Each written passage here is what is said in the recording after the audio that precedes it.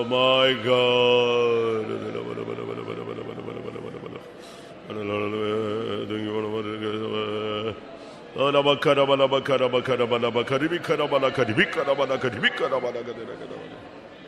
ஆண்டவரே தோத்திரம் தோத்திரம் தோத்திரம் ஆண்டவரே. அல்லேலூயா அல்லேலூயா அல்லேலூயா. Alabala bala bala bala bala bakara bakara bala bakara bakara.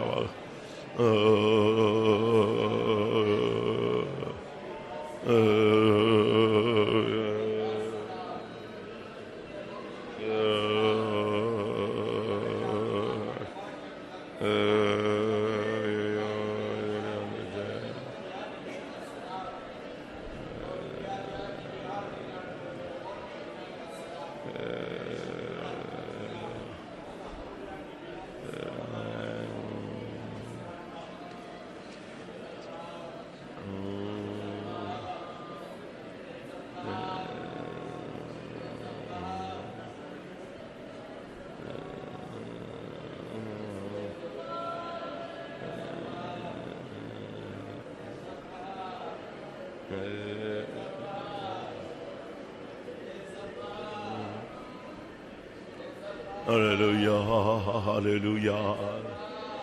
Amen, hallelujah, hallelujah. Amen. இது ஒரு நல்ல நேரம், நாம் இதை பயன்படுத்திக் கொள்ள வேண்டும். Amen. கொஞ்ச நேரம் எல்லாரும் போராடுவோம். கர்த்தரிடத்திலிருந்து நம்மை நோக்கி ஒரு பதில் வரட்டும். மகனே, உன் பாவங்கள் மன்னிக்கப்பட்டது. மகளே, உன் பாவங்கள் மன்னிக்கப்பட்டது என்கிற வார்த்தை உன்னை நோக்கி வரும் வரை நீ கண்ணீரோடு போராடி கொண்டே இரு. கதறிக்கொண்டே இருப்பாயாக. உன் சத்தத்தை உயர்த்துவாயாக. கெத்சமனையிலே போராடினது போல போராடுவாயாக. பலத்த சத்தத்தோடும் கண்ணீரோடும் மன்னிப்புக்காக நாம் தவிப்போம். ஹல்லேலூயா. தேவனை நோக்கி அபயமிடுவோம். ஆண்டவரே, என்னுடைய வாழ்வில் உள்ள சிறிதும் பெரிதுமான எல்லா காரியங்களையும் கர்த்தர் கிருபையாய் மன்னியும்.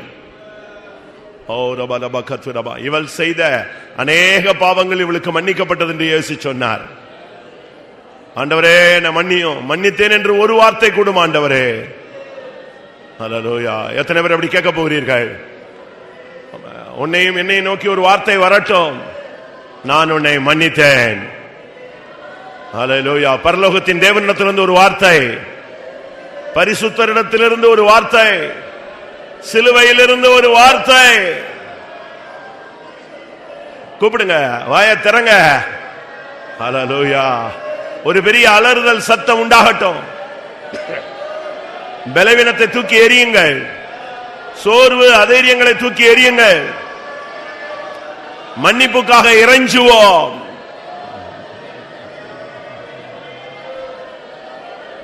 அலா வஹானியா ரவானா.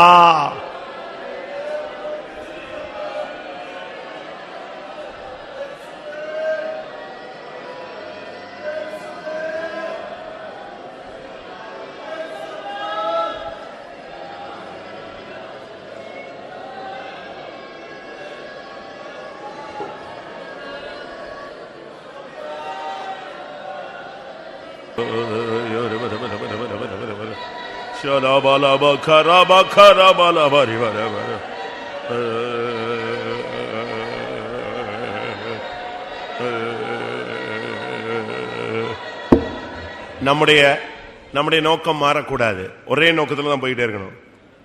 இயேசு பரிசேயனுடைய வீட்டில் பந்தி இருந்தார். பரிசேயன் விருந்த குறித்து சிந்தையில் இருந்தான்.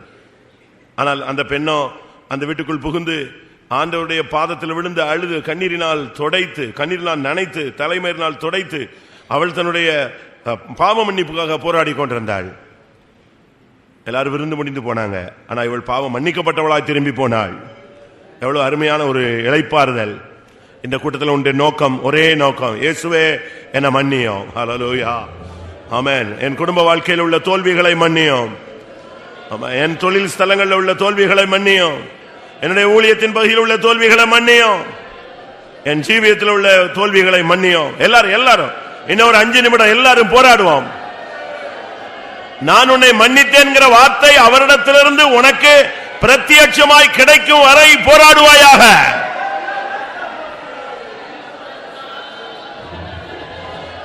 ஹல்லேலூயா. ஆம், இது 4வது கூட்டம். ஆனா 4வது கூட்டத்தில் உள்ள அந்த எஃபெக்ட் இல்ல, அந்த இருதயம் உடைதல் வரல. ஒரு சிலருக்கு வீக்கா இருக்கும் போல இருக்கு, செத்து போன மாதிரி உட்கார்ந்துருக்கீங்க. பலவீனத்தில் பலன் கொள்ளுகிறது தான் விசுவாச மார்க்கம். சோர்ந்து போறவனுக்கு அவர் சத்துவம் கொடுக்கிறது தான் இந்த மார்க்கம். அதனால நீங்க எந்த சூழ்நிலையில வந்திருந்தாலும் சரி, வாயை திறங்க, போராடுங்க, பாவத்தின் பிடியிலிருந்து வெளியே வாங்க. ஆமென். இன்னும் கொஞ்ச நேரம் போராடுவோம். ஹல்லேலூயா. பலவீனத்தை எதிர்த்து நிக்கணும், அதுதான் ஜெயம். ஆமென், ஆமென்.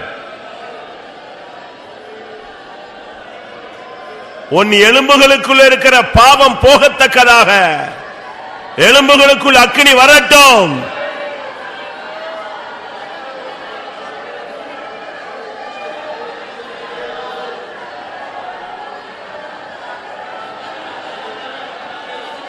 உனக்கு கிடைத்த இந்த நாளிலாகிலும் உன்னை சரிப்படுத்திக் கொண்டாயானால் நலமாயிருக்கும்.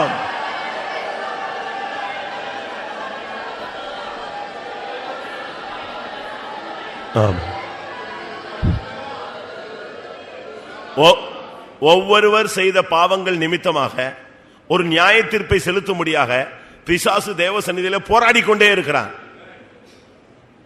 ஆனால் தேவன் இன்றைக்கு நான் அவனை மன்னிக்க போகிறேன் என்று சொல்லி உன்னை நியாய தீர்ப்புக்கு ஒப்பு கொடுக்காமல் கொண்டு வந்திருக்கிறார். அந்த மன்னிப்பை நீ பெற்றுக்கொள்ள வேண்டியது அவசியம். விடாதிருங்கள், விடாதிருங்கள். தலையை கீழே போடாத, உட்காராத, ஜீவனை கொடு.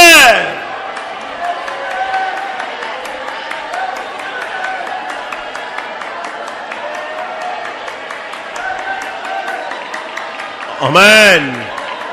உனக்கு மன்னிக்கப்பட்டால் உன் குடும்பத்துக்கு விமோசனம். ஏனென்றால் நீ தேவனுடைய நாமம் தரிக்கப்பட்ட நபர்.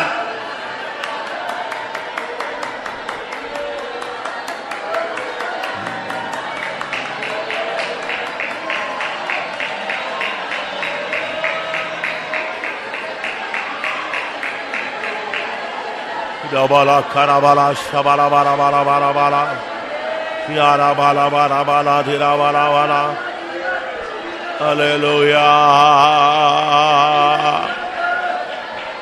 hallelujah. Odra odra ke bali ma nama nama.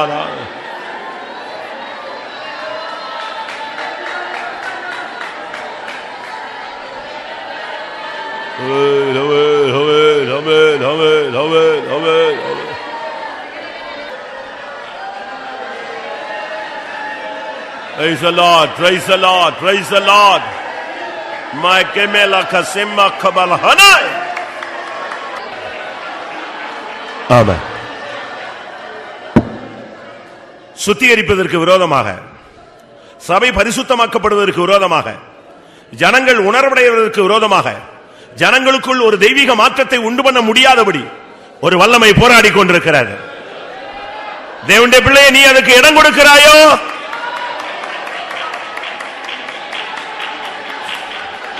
எல்லாரும் இயேசுவின் நாமத்தில் எதிர்த்து நில்லுங்கள். சபையின் சுத்திகரிப்புக்கு விரோதமாய் போராடுகிற மாமிசத்தின் ஆவி, பலவீனத்தின் ஆவி, விழுந்து போன வல்லமைகளை எதிர்த்து நில்லுங்கள். ஸ்தோத்திரம், ஸ்தோத்திரம். ஆமென். இது ஒரு முக்கியமான நேரம். நீ சுத்திகரிக்கப்பட முடியாமல், உன் மனைவி சுத்திகரிக்கப்பட முடியாமல், உன் புருஷன் சுத்திகரிக்கப்பட முடியாமல், உன்னுடைய பிள்ளைகள் சுத்திகரிக்கப்பட முடியாமல், ஊழியர்கள் சுத்திகரிக்கப்பட முடியாமல் ஒரு வல்லமை போராடுகிறது. எத்தனை பேர் அந்த வல்லமை எதிர்க்க துணிந்து விட்டீர்கள்? எல்லாரும் எல்லாரும் இயேசுவின் இரத்தத்தினால ஜெயித்து வாருங்கள். எதிர்த்து நில்லுங்கள். அபிஷேகத்தில் ஆவியை எதிருங்க. பரிசுத்தத்துக்கு விரோதமாய், சுத்திகரிப்புக்கு விரோதமாய் போராடுகிற வல்லமைகள் ஓடட்டும். ஹல்லேலூயா, ஹல்லேலூயா. ஆமென். இந்த வல்லமை என்ன செய்யுது தெரியுமா? ஒரு சிலரை பலவீனப்படுத்துது, ஒரு சிலரை ஐதரியப்படுத்துகிறது, ஒரு சிலருடைய இருதயத்தை கல்லாக்கிட்டு, அதனால அவங்களுக்கு ஆசை இருந்தாலும் ஒண்ணும் செய்ய முடியாம ஒரு மண்ணு மாதிரி போராடிக்கிட்டு இருக்கிறாங்க. ஆமென். ஆனாலும் ஒரு சிறிய கூட்டத்தோடு ஆவியானவர் இடைப்பட்டு கொண்டிருக்கிறார். அது ரத்தம் தெளிக்கப்பட்ட கூட்டம். ஆமென். எல்லாரும் இயேசுவின் நாமத்தில் அந்த ரத்தம் தெளிக்கப்பட்டவாய் மாறுங்கள்.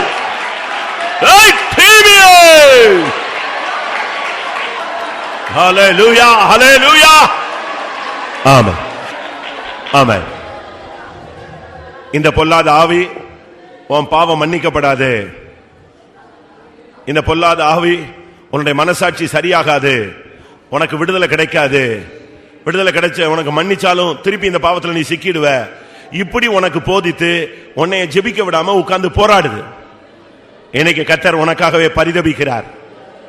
இயேசு கிறிஸ்துவின் ரத்தம் சகல பாவங்களை நீக்கி நம்மை சுத்திகரிக்கும். ஒரிஜினல் மொழிபெயர்ப்புல சகல பாவங்களை அல்ல, சகல பாவத்தினுடைய ரெக்கார்டுகளையும் அது சுத்திகரிக்கும், அழிச்சதுன்னு சொல்லி இருக்கு. உன் பாவத்தினுடைய ரெக்கார்டையே கர்த்தர் இன்னைக்கு மாற்ற போகிறார். எத்தனை பேர் விசுவாசிக்கிறீர்கள்? அந்த ரத்தம் தான் நம்முடைய மத்தியிலே வந்திருக்கிறது. விலையேற பெற்ற ரத்தம், ஓ புண்ணிய ரத்தம், மாசில்லாத ரத்தம், குற்றமில்லாத ரத்தம், ஓ பரிசுத்த ரத்தம்.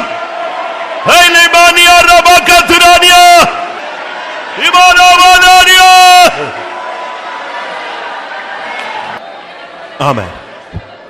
இந்த கூட்டத்தில் போராடி கொண்டிருக்கிற உனக்கு கர்த்தர் ஒரு கிருபையை வாக்கு பண்ணுகிறார். இந்த கூட்டத்திலே போராடி கொண்டிருக்கிற உனக்கு கர்த்தர் ஒரு பலனை வாக்கு பண்ணுகிறார். இந்த கூட்டத்தில் போராடி கொண்டிருக்கிற உனக்கு கர்த்தர் ஒரு அதிகாரத்தையும் வல்லமையை வாக்கு பண்ணுகிறார்.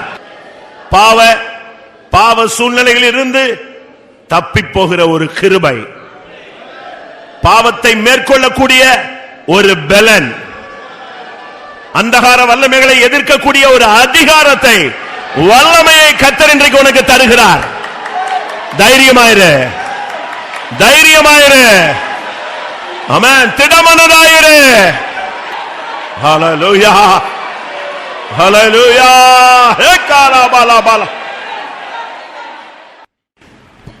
எசேக்கியேல் 34 அதிகாரம்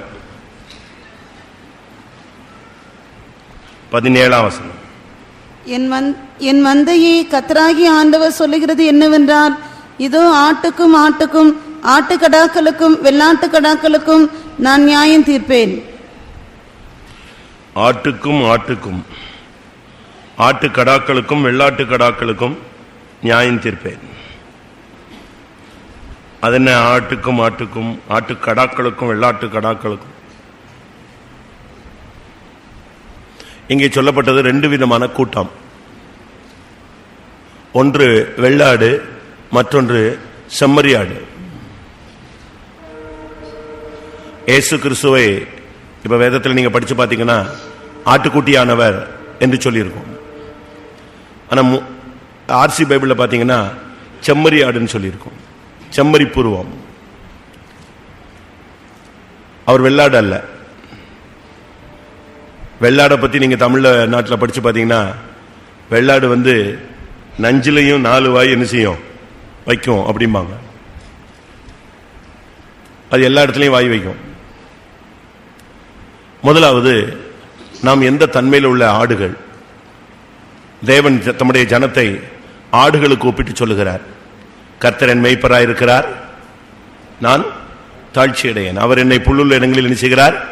மேய்க்கிறார். அமர்ந்த தண்ணீர்கள் அண்டை கொண்டு போய் விடுகிறார். அப்படியானால் நாம் அவருடைய ஆடுகள். முதலாவது, நீ வெள்ளாடா செம்மறியாடா? மத்தேயு எழுதின சுவிசேஷம் 25 பார்க்கும் பொழுது இந்த வெள்ளாட்டுக்கும் செம்மறியாட்டுக்கும் உள்ள வித்தியாசத்தை 32-33 நாம் பார்க்கலாம்.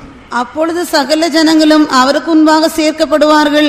மேய்ப்பனானவன் செம்மறியாடுகளையும் வெள்ளாடுகளையும் வெவ்வேறாக பிரிக்கிறது போல அவர்களை அவர் பிரித்து செம்மறியாடுகளை தமது வலது பக்கத்திலும் வெள்ளாடுகளை தமது இடது பக்கத்திலும் நிறுத்துவார். இது நியாயத்தீர்ப்பில் நடக்கிற சம்பவம். ஆனா அதே நேரத்தில் இது ஆடுகளுக்கு ஒப்பிட்டு சொல்லப்பட்டிருக்கிறது. ஒரு கூட்டம் ஜனங்களை செம்மறி ஆடுகளாகவும் ஒரு கூட்டம் ஜனங்களை வெள்ளாடுகளாகவும் அவர் பிரிக்கிறார். செம்மறியாடுகளாய் பிரிக்கப்பட்டவர்கள் வலது பக்கத்திலும் வெள்ளாடுகளாய் பிரிக்கப்பட்டவர்கள் இடது பக்கத்திலும் போய் நின்றதை நாம் இங்கே பார்க்கலாம். இப்பொழுது இந்த வலது பக்கத்தில் உள்ளவர்களுக்கு ஒரு வார்த்தை கொடுக்கப்படுகிறது, இடது பக்கத்தில் இருக்கிற வெள்ளாட்டு கூட்டத்துக்கு ஒரு வார்த்தை சொல்லப்படுகிறது. வலது பக்கத்தில் இருக்கிறதான செம்மறியாட்டை பார்த்து சொல்லுகிறார், வாருங்கள் என் பிதாவினால் ஆசீர்வதிக்கப்பட்டவர்களே, உங்களுக்காக ஆயத்தம் பண்ணப்பட்ட ராஜ்யத்தை சுதந்திரியுங்கள். ஆடுகளுக்கு சிங்காசனம் அல்ல, வெள்ளாடு செம்மறியாடை போல ஜீவித்தவர்களுக்கு சிங்காசனம்.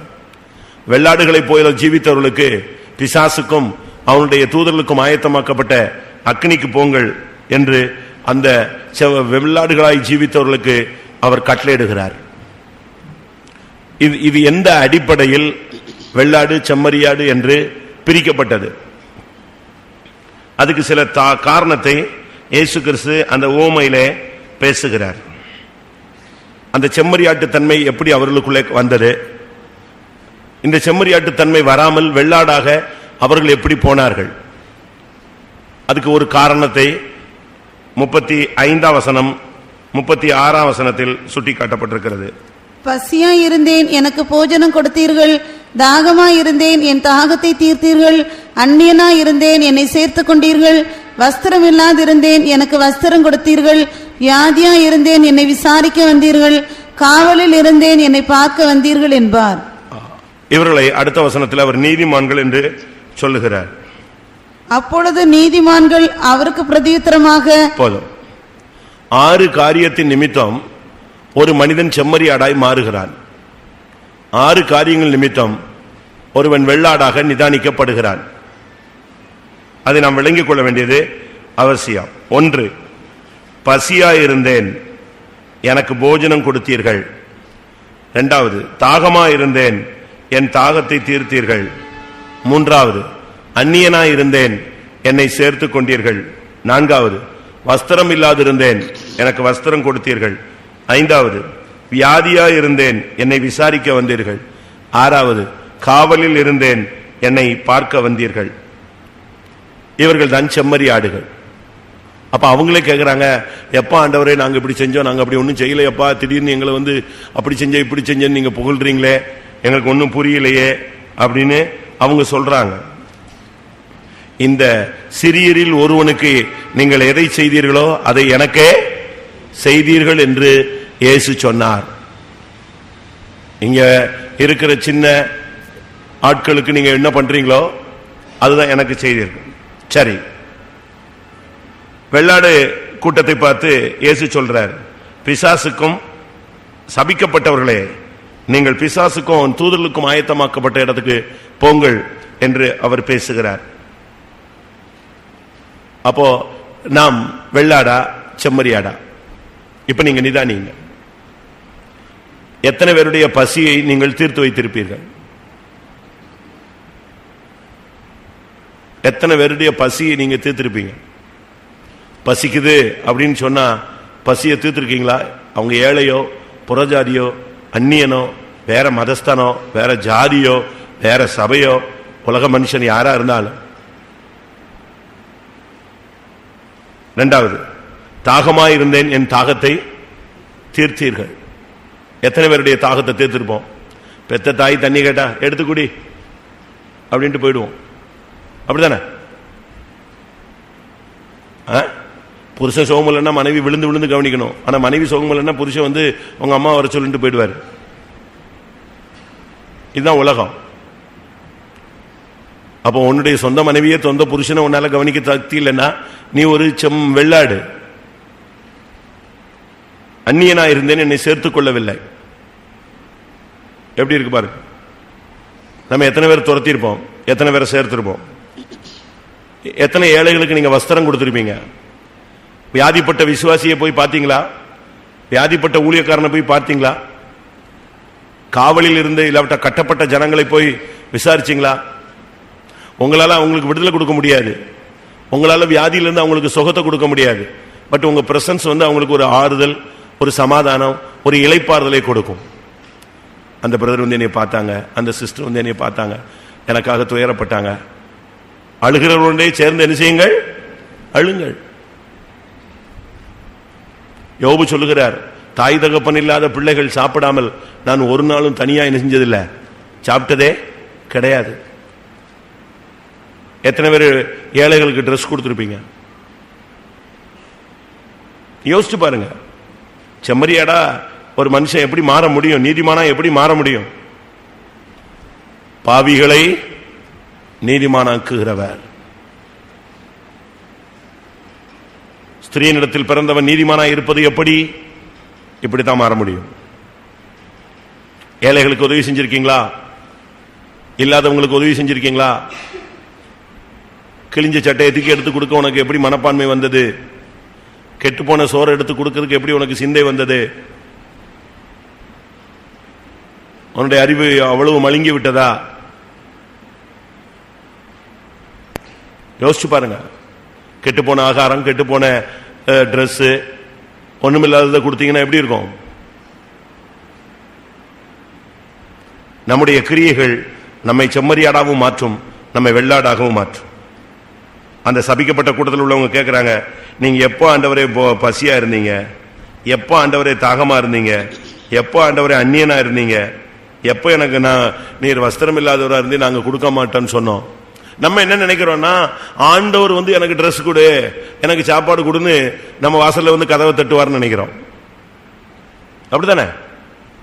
ஏரல்ல சென்ட் தெரசா ஸ்கூல்ல, ஆர்சி ஸ்கூல்ல இந்த ப்ரோக்ராம் ஒரு நாடகமா போட்டாங்க.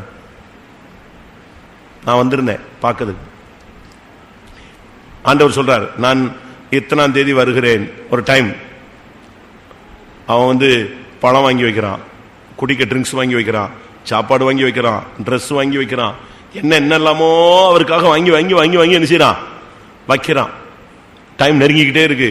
அவன் எங்க ஆண்டவர் எங்க ஆண்டவர்னு தேடிக்கிட்டு இருக்கான். திடீர்னு ஒரு பிச்சைக்காரன் வரான்.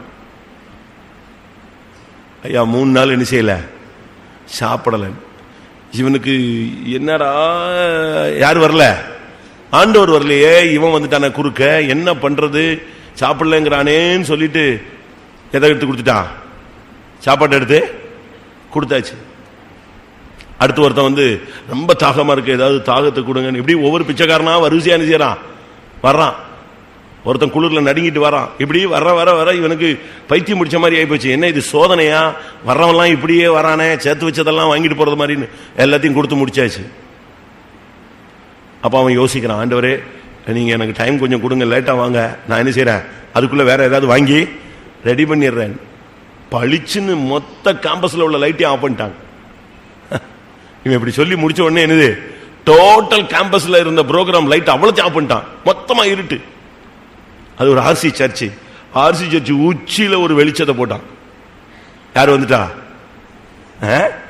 அங்க இருந்து ஒரு சத்தம், மகனே நான் வந்து விட்டேன், எனக்காக என்ன வைத்திருக்கிறாய். அவன் சொல்லுவான், ஐயோ நீங்க இவ்வளவு குயிக்கா வருவீங்க நான் எதிர்பார்க்கல, யாருக்கு கொடுத்து விட்டேன்? திடீர்னு ஒரு பிச்சைக்காரன் வந்தான், அவன் வந்தான், இவன் வந்தான். ஆம், எல்லாம் எனக்கு கிடைத்தது. யார் சொல்லுவா? இன்னும் இப்பதானே நீங்க வந்திருக்கீங்க. இல்ல, நான் தான் ஏற்கனவே வந்தேன். அந்த சிறியரில் ஒருவனுக்கு எதை செய்தாயோ அதை எனக்கே செய்தாய். நம்ம வந்து ஆண்டவர் வரணும்னு வெயிட் பண்றோம்.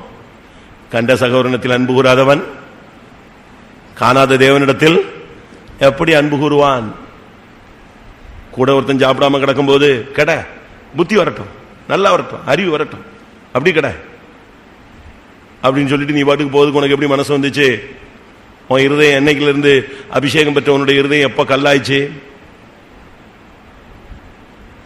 யோசிச்சு பாருங்க. சரி, இது ஒரு பகுதி.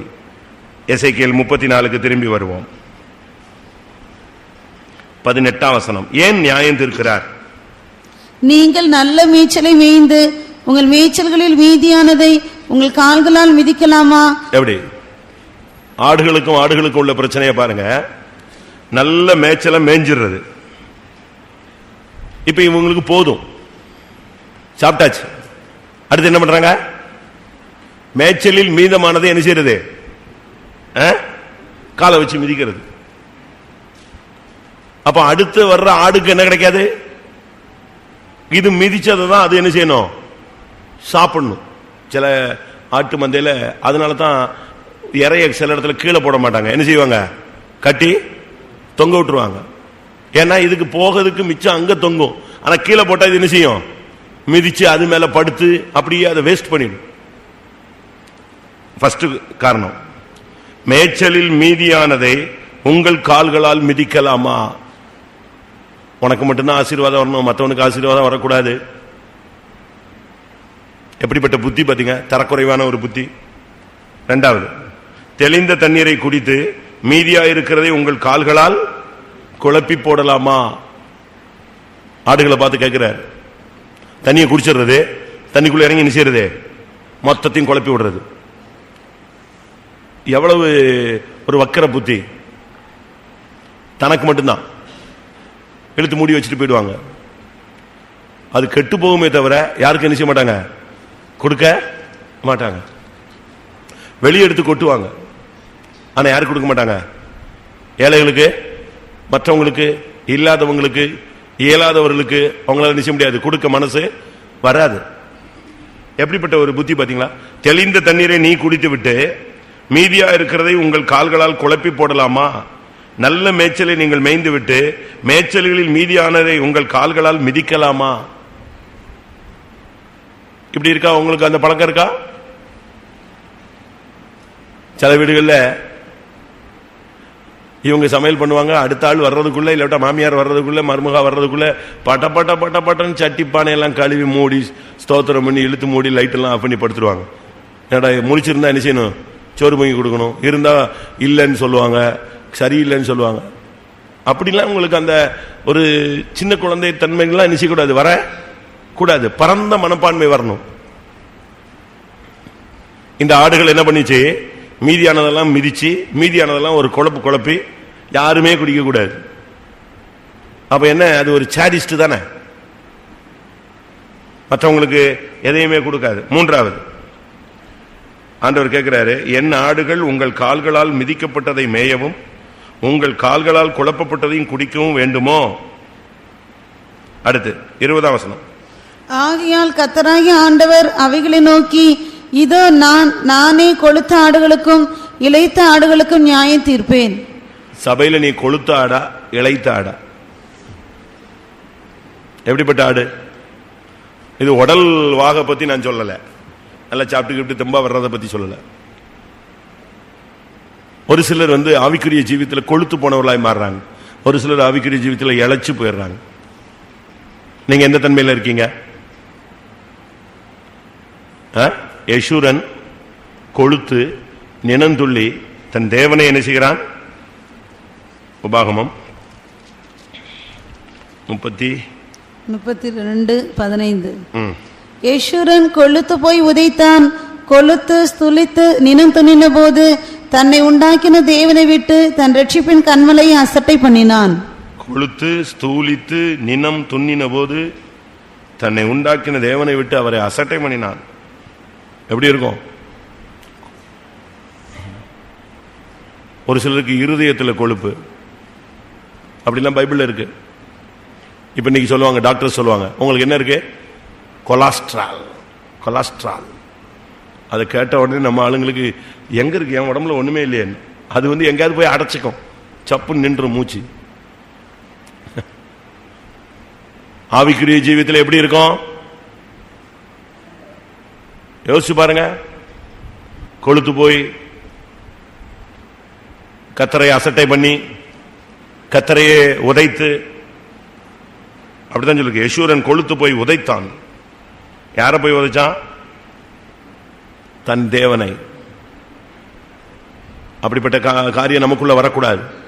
இந்த மார்க்கத்தில் நம்மள சுகபோகமா நல்லா சாப்பிட்டு அழகாக எப்பவும் சாப்பாடு சாப்பாடு சாப்பாடு சாப்பாடு, இல்லைன்னா நொறுக்கு தீனி தின்னுக்கிட்டே இருக்கணும், ரைஸ் மில் மாதிரி ஓடிக்கிட்டே இருக்கும்.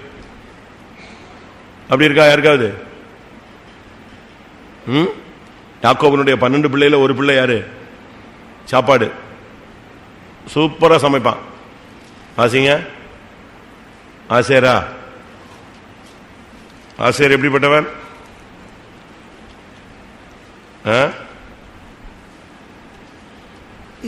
ஆதியாகமம் 49:20. ஆசேருடைய ஆகாரம் கொழுமையா இருக்கும். சாப்பாடு தான் அவனுக்கு மெயின். மற்றவெல்லாம் ராணுவம் அது இதுன்னு சொன்னா, இவன் என்னது? அடுத்து ராஜாக்களுக்கு வேண்டிய ருசி வர்க்கங்களை அவன் தருவான். சாப்பாடு தாங்க மெயின் பிரச்சனையே. கொழுத்து போனதுன்னா எப்பவும் சாப்பிட்டுட்டு இருக்கிறது. சாப்பாட்டை ஜெயிக்கலன்னா பரலோகம் போக முடியாது. ஆசிரியருடைய ஆகாரம் கொழுமையா இருக்கும், எப்பவும் சாப்பிடணும். வாயை கட்டுங்க, கண்ட்ரோல் பண்ணுங்க. சரீரத்திலையும் கொழுப்பு வரக்கூடாது, ஆவிக்குரிய ஜீவித்திலையும் நிச்சயக்கூடாது, கொழுப்பு வரக்கூடாது. இருதயம் கொழுத்து இருக்கா வசனம்?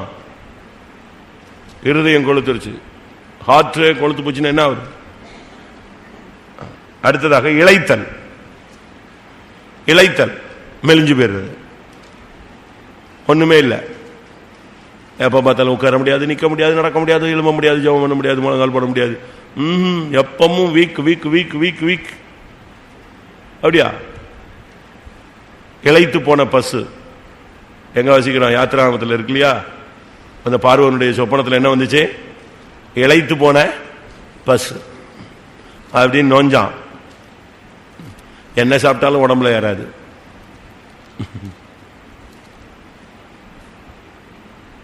பொறாமையோ எலும்புருக்கி. யோசிச்சு பாருங்க, நீங்க எப்படிப்பட்ட ஆடுகள். ஆம். அடுத்து 21. நீங்கள் பலவீனமாய் இருக்கிறவைகளை எல்லாம் புறம்பாக்கி சிதற பண்ணும்படி அவைகளை பக்கத்தினாலும் முன்னந்தொடையினாலும் தள்ளி உங்கள் கொம்புகளை கொண்டு முட்டுகிறபடியினாலே. எப்படி? பலவீனமாக இருக்கிற ஒரு கூட்டம் எப்பவும், அதான் சொன்னல, வீக். ஆவிக்குரிய பலவீனம், விசுவாசத்தில் பலவீனம். ஆபிரகாமை பற்றி ரோமர்ல சொல்லி இருக்கிறது, அவன் விசுவாசத்தில் பலவீனமாக இருக்கவில்லை. வாசிங்க. ஆபிரகாம் தேவனை மகிமைப்படுத்தி விசுவாசத்தில் வல்லவன் ஆனான். அப்ப நம்முடைய வாழ்க்கையில நாம் விசுவாசத்துல பலவீனமா இருக்கக்கூடாது. ரோமர் 4:19. அவன் விசுவாசத்திலே பலவீனமா இருக்கவில்லை. அவன் விசுவாசத்துல பலவீனன் கிடையாது, அவன் பலவான், விசுவாசத்தில் வல்லவன். நீங்க விசுவாசத்தில் எப்படி இருக்கீங்க? ஒரு சிலருடைய மனசாட்சி பலவீனப்பட்டு போய் கிடக்கு. அவங்கள என்ன பிரசங்கம் பண்ணாலும், என்ன அபிஷேகம் வந்தாலும், என்ன என்கரேஜ் பண்ணாலும், கோரஸ் பண்ணாலும் அது வண்டி எடுக்காது, செல்ஃபே எடுக்காது. அது அப்படிதான். முழங்கால் போடுவோம், ஹல்லேலூயா, ஆமென், அதுக்கு பேட்டரியே கிடையாது. சுத்தமா ஃபீஸ் பண்ண மாதிரி இருப்பாங்க. வீக், பலவீனமான மனசாட்சியில பலவீனம், விசுவாசத்துல பலவீனம். இன்னும் எத்தனையோ பலவீனங்கள் இருக்கு. தாவீது சொல்றான், நான் இன்னும் பலவீனன். பலவீனம் பலவீனன் சொன்ன கடைசியில நீ கொஞ்சம் கொஞ்சமா பின்னால போவ. யார் வெட்டுவா?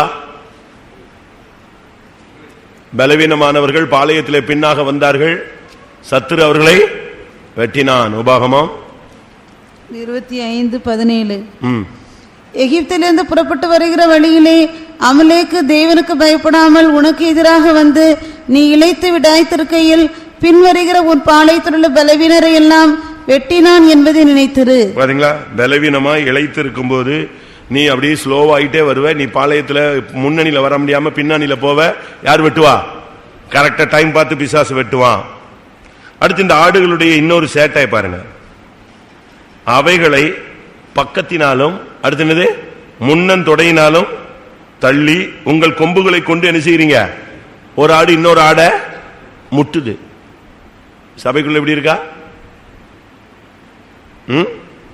அவைகளை பக்கத்தினாலும் அப்படின்னு என்னது? சைட்ல வந்து என்ன செய்யறது? இடிக்கும். அடுத்து முன்னன் தொடையினால என்ன செய்யும்? தள்ளிவிடும். அடுத்து கொம்புகளால முற்றது. சபைக்குள்ள வந்துட்ட பிறகு இப்படி இருந்தா நம்ம வந்து சண்டை போடுற ஆடு மாதிரி, சண்டைக்கடா மாதிரி தான் மாறணும். பக்கத்தினால் தள்ளி விடுறது, சைட்ல வந்து இடிக்கிறது. அதுனா என்ன அர்த்தம்? நேரடியா பேச மாட்டாங்க, சாடையா பேசுவாங்க. காதுல கேட்கட்டும் தான் நல்லா சத்தமா சொன்னேன், அப்பமாவது மண்டையில ஏறுதான்னு பார்ப்போம். ஆனா நேரடியா என்ன செய்ய மாட்டாங்க, சொல்ல மாட்டாங்க. அந்த சாடையா பேசுவாங்க தெரியுமா? அவங்க அங்க வரும்போது இங்க காரி துப்புவான். கேட்டா நான் எச்சி துப்புனாங்க அப்படிங்கிறது. அவங்க வரும்போது அவங்கள பார்த்து சிரிப்பாங்க. ரொம்ப இப்பதான் பயங்கரமான ஜோக் அடிச்ச மாதிரி ஒரு சிரிப்பான். ஒண்ணுமே இருக்காது, ஆனா அவனை பரியாசம் பண்றது. ஆனா நிறைய பேசினா அவன் அடிச்சு விடுவான்ல, அதனால இப்படி சைட்ல பேசுறது. அப்படித்தானே? நிறைய பேசினா நெஞ்சிருவான், அவன் பள்ளியிருந்து அடிச்சிருவான், ஏதாவது பண்ணிடுவாங்க. அதனால இவங்க நான் ஒன்றும் செய்யல, ஐயோ நான் சும்மா சிரிச்சேன், அதை என் மேல சொல்றாங்க. பக்கத்தினால் ஆடு ஒன்னு அப்படி இடிச்சுக்கும், ஒன்னு இடிச்சுக்கும். இருக்கா அப்படியே? ஆடுகள் இடிக்குதா? முன்னன் தொடையினால் என்ன செய்யுது? தள்ளி விட்டுறது. கிட்ட போயிட்டு அப்படி தள்ளி விட்டுருவான். லேசா தட்டினா போதும். அப்படி பண்றீங்களா? ஒருத்தர் வார்த்தையினால, செயல்களினால, முன்னன் தொடையினால், அடுத்தது கொம்புகளினால் முற்றது. பாச ஜோயல் சொல்லுவார், மாடு மாதிரி வேலை செய்யறான், கடைசியில் மாடு மாதிரி நெஞ்சிடறான், ஒரே முட்டு தூக்கிடுறான். அப்ப என்ன பிரயோஜனம்? நீ பாடுபட்டதெல்லாம் என்னது? வீண். கர்த்தருடைய வீட்டில் மாடு மாதிரி உழைப்பாங்க. காலையில 4 மணிக்கு எந்திரிச்சா ஜபந்தான், உபாசம்தான், ஒரே காப்பி போடுறது, கிச்சன் போடுறது, அந்த வேலை இந்த வேலை, விசிட்டிங், துணி துவைத்தல், ஓடு, அது இது எல்லாம் இருக்கும். யாராவது என்ன இப்படி பண்ணிட்டேன்னா ஒரே முட்டு, நீ யார்டி என்னைய கேட்கறது? அவ்வளவுதான், முடிஞ்சிச்சா? அதனாலதான் அவர் சொல்லுவார், மாடு மாதிரி உழைச்சிட்டு அது பிறகு என்ன வந்துருது? மாடு மாதிரி மூட்டி ஒரு தூக்கிடுவான். அது வேஸ்ட். இந்த ஜல்லிக்கட்டில் மாடு வளர்ப்பாங்க, மதுரையில் இருக்கு, வளர்க்குறான், பயங்கரமா வளர்க்குறான். அதுக்கு நீச்சல், தண்ணிக்குள்ள இறக்கி விட்டுருவான், அது ஆட்டுக்கு தேரியில் விடுவான், அந்த மண்ணுக்குள்ள கடக் படக்குன்னு ஓடும். அதுக்கு முன்னால எவனையாவது கொண்டு வந்து நிப்பாட்டி ஒரு பொம்மை மாதிரி செஞ்சு முட்டை வைக்கிறது, முட்டி வச்சு வச்சு வச்சு முட்டை பயங்கரமா, அதுக்கு முட்டுறது தான் ட்ரைனிங். அந்த கொம்பை சீவிக்கிட்டே இருப்பாங்க. ஒரு குத்து குத்துச்சுன்னா குடல் கிடல்லாம் சரிஞ்சிடும், கண்ட்ரோலே கிடைக்காது. அப்படி நீங்க ஆடு, அப்படிப்பட்ட ஆடா நம்முடைய சபையில் என்ன செய்யக்கூடாது? வர கூடாது. எப்படி நடந்துச்சு பாத்தீங்களா? அவைகளை பக்கத்தினாலும் முன்னன் தொடையினாலும் தள்ளி உங்கள் கொம்புகளை கொண்டு நீங்கள் முட்டுகிறபடினால் இந்த ஆடுகள் சூறையாகி போய் விடுகிறது, வெளியே ஓடிடுது. அடிப்பை தாங்க முடியாம, இடி தாங்க முடியாம, ஒவ்வொருத்தருடைய பேச்சுகள், வித்தியாசமான செயல்கள், உங்களுடைய பரியாசங்கள், உங்களுடைய குத்துதல்கள், நல்லா நீங்க புரிஞ்சுக்கணும். நீங்க என்ன பண்றீங்களோ அது உங்களுக்கு திருப்பி ரிப்பீட் ஆகும். எந்த அளவின்படி அளக்கிறீர்களோ அந்த அளவின்படியே உங்களுக்கு அளக்கப்படும். சத்தியமா வரும். பைபிள் பொய்யே சொல்லாது. நீ ஒரு விசுவாசியை துரத்திட்ட அப்படின்னா கொஞ்ச நாள்ல ஒரு விசுவாசி மூலமா நீ என்ன செய்வாய்? துரத்தப்படுவாய். நிச்சயமா நடக்கும், அதுல மாற்றமே கிடையாது. கம்பல்சரியா நடக்கும்.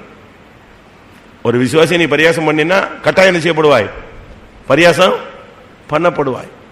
ஒரு வாலிப பிள்ளைய பத்தி நீ தப்பா பேசினா கொஞ்ச நாள்ல ஓம் பிள்ளை கதை ரோட்டுக்கு வந்துடும். ரொம்ப கவனமா இருக்கணும். வீட்டுல எல்லாம் போய் இந்த ஃபெய்த்தம் கதை, விசுவாசிகள் கதை, இதெல்லாம் யாராவது இந்த குப்பை வண்டி மாதிரி வருவாங்க உங்க வீட்டுக்கு.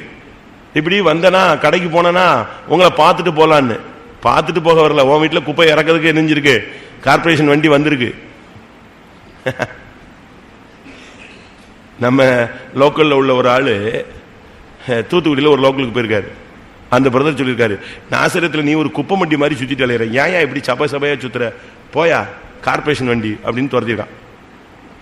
அவன் சொல்லிட்டு என்கிட்ட என்ன உங்க விசுவாசி சத்தம் போட்டேன் மன்னிச்சிருங்கன்னு சொல்லிட்டு போயிட்டான் ஊழியக்காரன். நான் சொன்னேன், குப்பை வண்டி தானே சொல்லுவேன், வேற என்ன சொல்ல முடியும்? அவன் அப்படித்தான் சுத்திட்டு இருக்கான் நாசரத்தில். என்ன பண்றது? லோக்கல்ல ஒரு விசுவாசி அப்படி சுத்துறான்.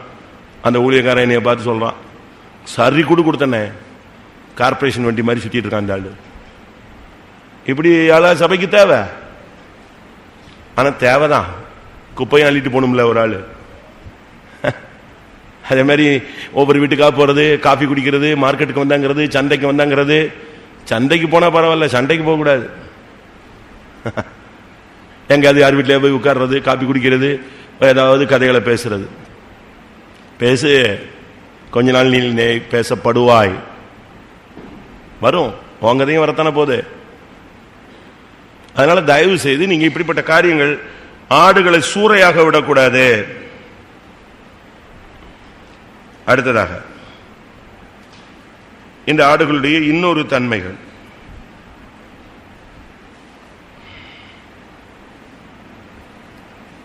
நாலாம் வசனம்.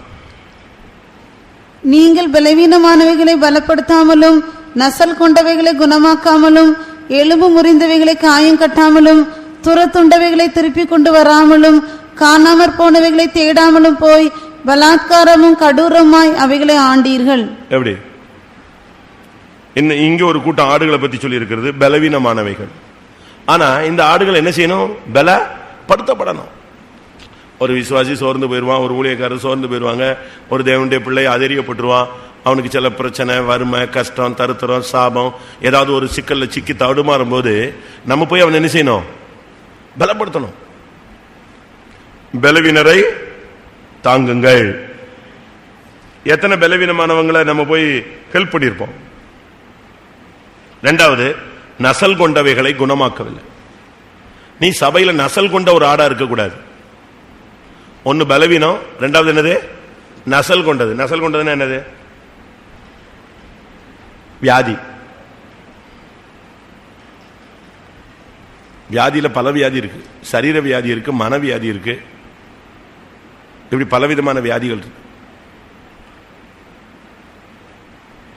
நம்முடைய ஜீவியம் எப்படி இருக்கு? நசல் கொண்டதை கர்த்தருக்கு என்ன செய்ய முடியாது? பலி செலுத்த கூடாது, முடியாது, தவறு. நீங்க இந்த நாசரேத்து சபையில பலவீனமான ஆடா, நசல் கொண்ட ஆடா? சபைக்குள்ள இருந்த பிறகு நல்லா ஜெபிச்சு உபவாசிச்சு தேவ சமூகத்தில் நின்று ஆவியில பலன் என்ன செய்யணும்? பிள்ளை ஆவியிலே பலன் கொண்டது. இஸ்ரவேலுக்கு தன்னை காண்பிக்கும் வரை, பலன் கொள்ளும் வரை அவன் வனாந்தரத்திலே தரித்திருந்தான். இயேசுவும் ஆவியில பலன் கொண்டார், யோவான் ஸ்நானகனும் ஆவியில பலன் கொண்டாங்க. ரெண்டு பேரும் ஆவியில பலன் கொண்ட பிறகுதான் ஊழியத்தை துவங்குகிறார்கள். லூக்கா எழுதின சுவிசேஷத்துல நீங்க அந்த வார்த்தையை பார்க்கலாம். ஆவியிலே பலன் கொள்ளும் தன்மை, லூக்கா 1:80 பார்க்கலாம். அந்த பிள்ளை வளர்ந்து ஆவியிலே பலன் கொண்டு இஸ்ரவேலுக்கு தன்னை காண்பிக்கும் நாள் வரைக்கும் வனாந்தரங்களிலே இருந்தான். ஆவியிலே பலன் கொள்ளும் வரைக்கும் அவர் எங்க இருந்தாரு? 2ஆம் அதிகாரம் 40ஆம் வசனம். இது இயேசுவை பத்தி சொன்னது. பிள்ளை வளர்ந்து ஆவியிலே பலன் கொண்டு. பாத்தீங்களா? ஆவியிலே பலன் கொள்ளணும். சபைக்குள்ள எப்பவுமே வீக்கான ஒரு பாத்தியா நீங்க இருக்கக்கூடாது. ரெண்டாவது, நசல் கொண்டவங்களா இருக்கக்கூடாது, வியாதியஸ்தர்களாகவே இருக்கக்கூடாது. சுகமாகணும். தெய்வீக சுகம் பிள்ளைகளுடைய அப்பம். ஆண்டவற்றிலிருந்து கேட்டு பெற்றுக்கொள்ளுங்க. இயேசுவே என்னை குணமாக்கும், உங்களுடைய தழும்புகளால் என்னை குணமாக்கும், என்னை பலப்படுத்தும். மூன்றாவது, அந்த ஆடு எலும்பு முறிஞ்ச ஆடு. எலும்பு முறிஞ்ச ஆடுனா உபதேசத்தை விட்டு விலகினது. எலும்பு உபதேசத்தை காண்பிக்குது. எலும்பு முறிதல் அப்படிங்கிறது உபதேசத்தில் நிற்க முடியாத தன்மை. இந்த மார்க்கத்தில் வந்துட்ட பிறகு நீங்க உபதேசத்தில் ஸ்ட்ராங்கா நிக்கணும். கீழே விழுந்து எலும்பு முறிஞ்சிடக்கூடாது. நீதிமானுடைய ஒரு எலும்பு கூட என்ன செய்யாது? முறிக்கப்படுவது இல்லை. உன்னுடைய எலும்பு முறிக்கப்படக்கூடாது. இந்த சபையில எலும்பு முறிஞ்ச விசுவாசின்னு சொன்னா தெய்வீக சுகத்தில் நிற்க முடியாத விசுவாசி, பரிசுத்தமா ஜீவிக்க முடியாத விசுவாசி, பாவத்திலும் சண்டைகளிலும் குழப்பங்களிலும் அக்கிரமங்களிலும் சிக்கிக் கொண்ட விசுவாசி. உன்னுடைய எலும்பு முறிஞ்சிருக்கா இல்லையான்னு பாரு. நீதிமானுடைய எலும்பு முறிக்கப்படுவதில்லை. நீ இந்த சபையில எலும்பு முறிஞ்ச ஒரு ஆடா இருக்கக்கூடாது. எலும்பு முறிஞ்ச ஆடெல்லாம் நீங்க பார்த்திருப்பீங்களே, பாவம் ரோட்ல என்ன செய்யும்? நொண்டி நொண்டி போகும். வாயில்லா ஜீவன், என்ன பண்ண முடியாது. அந்த மேய்ப்பன் பார்த்து, அந்த வீட்டுக்காரன் பார்த்து ஏதாவது காயம் கட்டினா அதுக்கு இருக்கும், இல்லைன்னா அது என்ன செய்யும்? கடைசி வரைக்கும் எலும்பு முறிஞ்ச கேஸ் தான். எத்தனை வருஷம் உபதேசத்துக்கு மாறாக வாழ்ந்து கொண்டிருப்பாய். அடுத்து, துரத்துண்டவைகள்.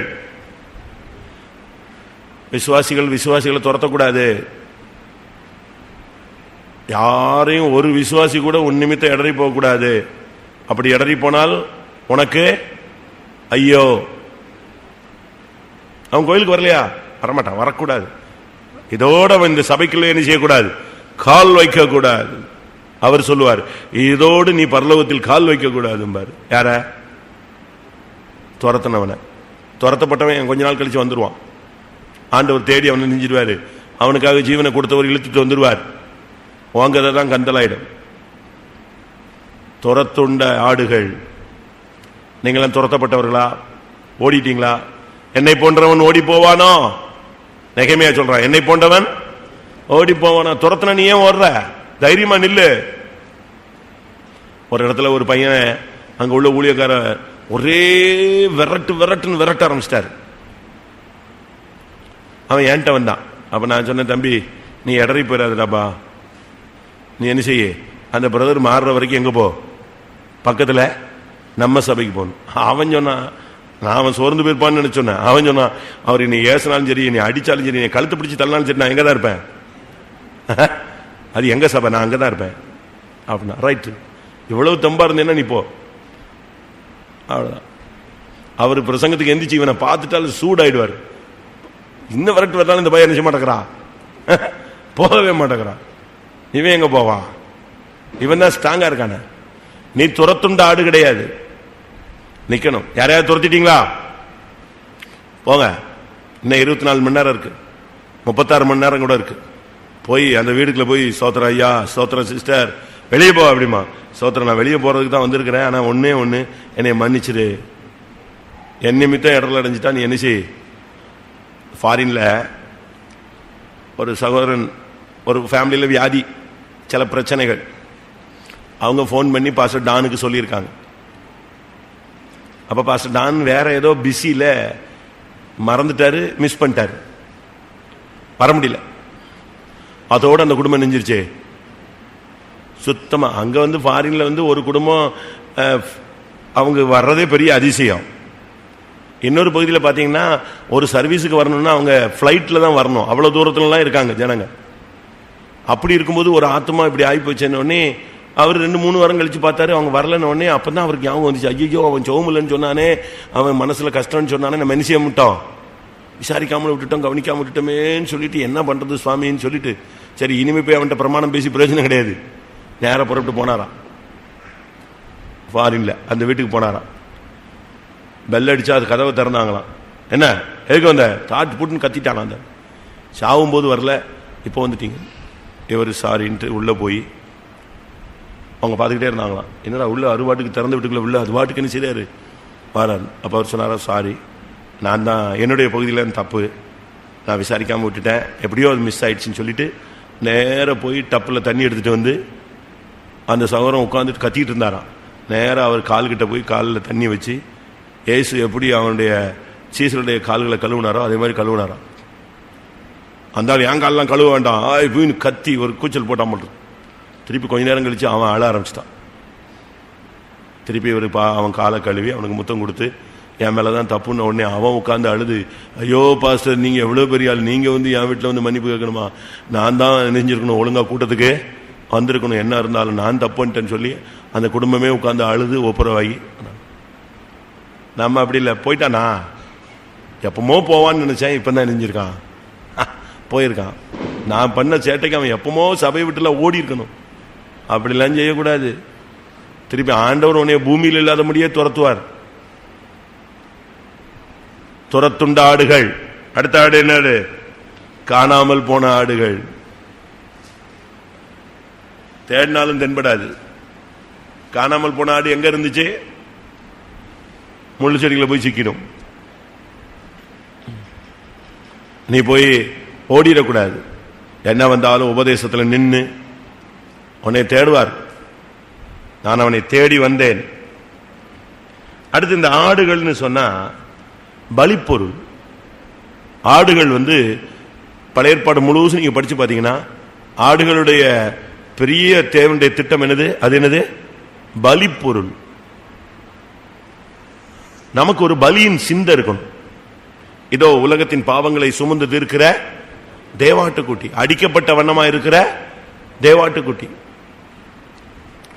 நாம இந்த நாட்கள்ல பலியாய் ஒப்பு கொடுக்கணும். எதிர்க்கிற சுவாபம் வேண்டாம், அப்படியே பானபலியாய் வார்க்கப்படும். பவுல் சொல்லுகிறார், இந்த விசுவாசமாகிய பலியின் மேல் என்ன செய்கிறேன், வார்க்கிறேன், பானபலியாய் வார்க்கப்படுகிறேன். அப்படியே ஜீவ பலியாய் ஒப்பு கொடுக்கணும். பலிதான் ஆடுகளுடைய சிந்தை வந்து வாசிங்க. ரோமர் 12:1 ஜீவபலி, பிலிப்பியர்ல பானபலி, இப்படி பல இடத்துல. அப்படி இருக்க சகோதரரே, நீங்கள் உங்கள் சரீரங்களை பரிசுத்தமும் தேவனுக்கு பிரியமான ஜீவ பலியாக ஒப்பு கொடுக்க வேண்டும் என்று தேவனுடைய இரக்கங்களை முன்னிட்டு வேண்டிக் கொள்கிறேன். ஜீவபலி. அடுத்து 2 தீமோத்தேயு 4:6. ஏனென்றால் நான் இப்பொழுதே பானபலியாக வார்க்கப்பட்டு போகிறேன். என்ன பலி? பானபலி. அடுத்து பிலிப்பியர் 2:17. மேலும் உங்கள் விசுவாசமாகிய பலியின் மேலும் விசுவாசமாகிய பலி, பானபலி, ஜீவபலி, விசுவாசமாகிய பலி. என்னுடைய சிந்தையே பலிதான். நான் சென்னையில இந்த ஸ்லாட்டர் ஆபீஸ் இருக்கு. ஸ்லாட்டர் ஆபீஸ் தெரியுமா உங்களுக்கு? ஸ்லாட்டர் ஆபீஸ்னா என்ன சொல்லுவாங்க? ஆடு வெட்டும் இடம், ஆடு தொட்டிமாங்க. சென்னையில் பிஎன்சி மில்லு கிட்ட, பெரம்பூர் கிட்ட இருக்கு. ஒரு பெரிய கன்வென்ஷனுக்காக நான் போயிருந்தேன் ஆடு வாங்குறதுக்கு. அங்கே பார்த்தீங்கன்னா ஒரு நாளைக்கு இந்த சாலமோன் லட்சக்கணக்கான ஆடை பலியிட்ட மாதிரி என்ன செய்றாங்க, பலியிடுறான். ஆனால் இந்த செம்மறி ஆடை பார்த்தீங்கன்னா, சாரி வெள்ளாடை பார்த்தீங்கன்னா, ஒரு ஆடை பிடிச்சி இழுத்துட்டு வர்றதுக்குள்ள ஊரே கூப்பிடுதுங்க. அது புடைக்கிற புடைப்பும், அது துள்ளுற துள்ளும், அதை பிடிச்சு அவன் படாத பாடுபட்டு வரான். ஒரு ஆடை கொண்டு வர்றதுக்கு இழுத்து இழுத்து ஒன்றுக்கும் ஒவ்வொரு ஆள் வரணும். ஆனால் இந்த செம்மறி ஆடை பார்த்தேன் அன்னைக்கு தான் அதனுடைய கேரக்டரை பார்த்தேன். லாரியில இருந்து ஒன்றை இழுத்துட்டு வர்றான் முன்னால. இது அவ்வளவும் பேக்கு மாதிரி என்ன செய்யுது, அவ்வளவும் வரோசியா கியூவா தலையை கீழே போட்டு போகுது.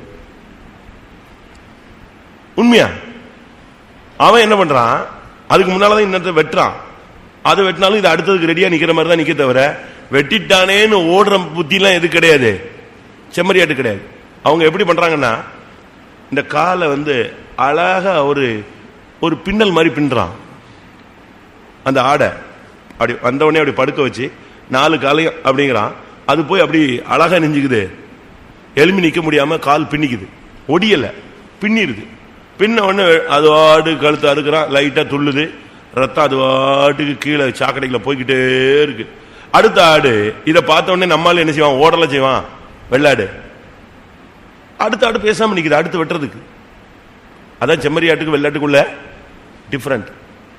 ஒரு விசுவாசி சத்தியத்தில் நின்று செத்தானா அடுத்த விசுவாசி அடுத்து சாகிறதுக்கு என்ன செய்யணும், வரணும். ஏசு சிலுவையை சுமந்துட்டாரா, அடுத்தாலும் சிலுவை சுமத்துக்கு வரணும். ஐயோ அந்த ஆளு செத்து விட்டான், சோத்திர சோத்திரன்னு சொல்லிட்டு நீம ஓடிடக்கூடாது, வரிசையா வந்துகிட்டே இருக்கணும். ஒரு பெரிய பள்ளம் இருந்துச்சு, அந்த கோட்டை மூடி இருக்கு.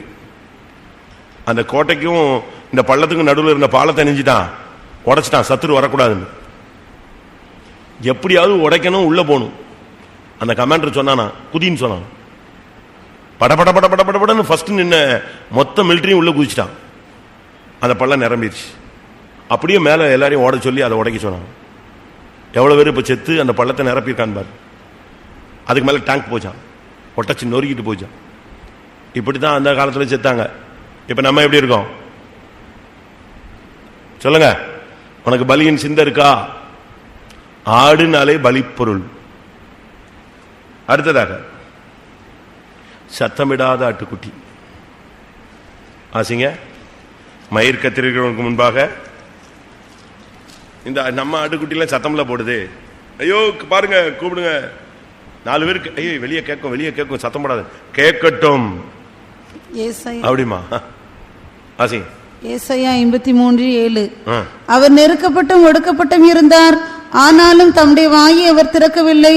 அடிக்கப்படும்படி கொண்டு போகப்படுகிற ஒரு ஆட்டுக்குட்டியை போலவும், தன்னை மயிர் கத்திருக்கிறவனுக்கு முன்பாக சத்தமிடாதிருக்கிற ஆட்டை போலவும், சத்தமிடாத ஆட்டுக்குட்டி அவன் இதே நின்னார். ஈசாக்க ஆபிரகாம் பலியிடும் போது அவன் ஆட்டுக்குட்டியா தான் ஒப்பு கொடுத்தான். ஒரு வார்த்தை கேட்கல. ஏன் கடைசி காலத்தில் இப்படி என்னை பண்ணிவிட்டிய, இவ்வளவு தூரம் நான் உன்னை நம்பி வந்தேன், நான் வரும்போதே அம்மாட்ட சொல்லாம வந்துட்டேன், அதான் தப்பு, இப்படி என்னை மாட்டி விட்டுட்டிய அப்படிலாம் சொல்லல.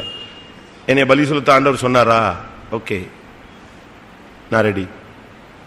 அதான் தெய்வீகம். அப்படியே சத்தம் போடாம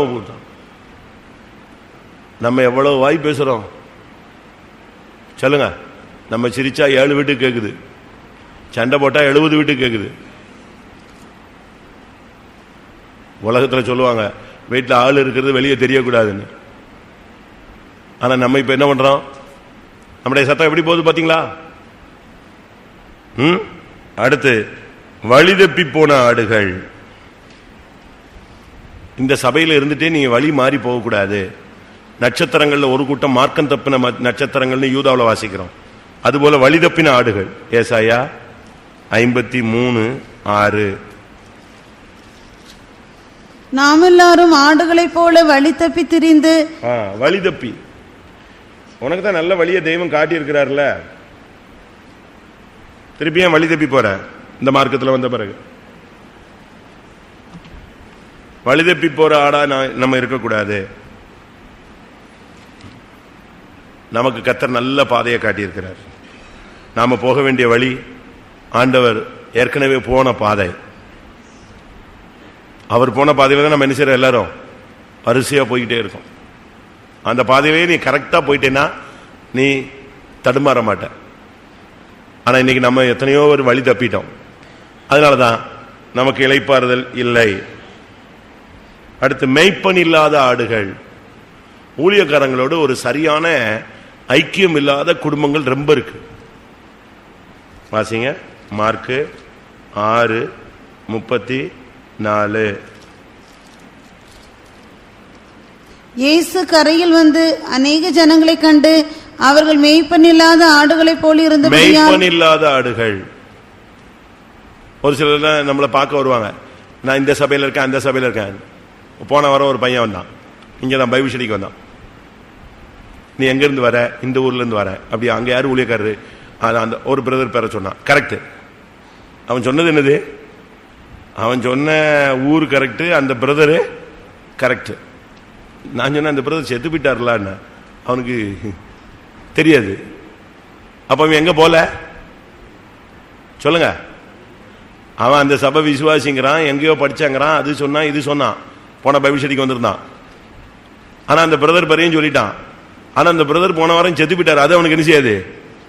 தெரியாது. எப்படி இருக்கும்? ஏதோ போயிருக்கான், ஊழியக்காரங்களை பத்தி லேசா தெரிஞ்சிருக்கு. நீ மெய்ப்பன் இல்லாத ஒரு ஆடா இருக்கக்கூடாது. உனக்கு ஊழியக்காரங்களோட சரியான ஒரு ஐக்கியம் இருக்கணும். ஊழியக்காரங்க ஒரு சிலர்லாம் ஊழியக்காரங்களோட வைக்கிறதே இல்லை. ஊழியக்காரங்க வீட்டுக்கு வந்தா மதிக்கிறது இல்லை. ஊழியக்காரங்க வீட்டுக்கு வந்தா மற்ற ஊழியக்காரங்களை பத்தி அற்பமா பேசுறது, குற்றஞ்சாட்டி பேசுறது, எப்பமோ உள்ள கதையெல்லாம் எடுத்துக்கிறது, இதெல்லாம் நிறுத்தணும். நீங்க மெய்ப்பன் இல்லாத ஆடுகள். 100ஆம் சங்கீதம் 3ஆம் வசனம். கர்த்தரே தேவன் என்று அறியுங்கள், நாம் அல்ல, அவரே நம்மை உண்டாக்கினார், நாம் அவர் ஜனங்களும் அவர் மேய்ச்சலின் ஆடுகளுமாய் இருக்கிறோம். அவர் உன்னை மேய்க்கணும்.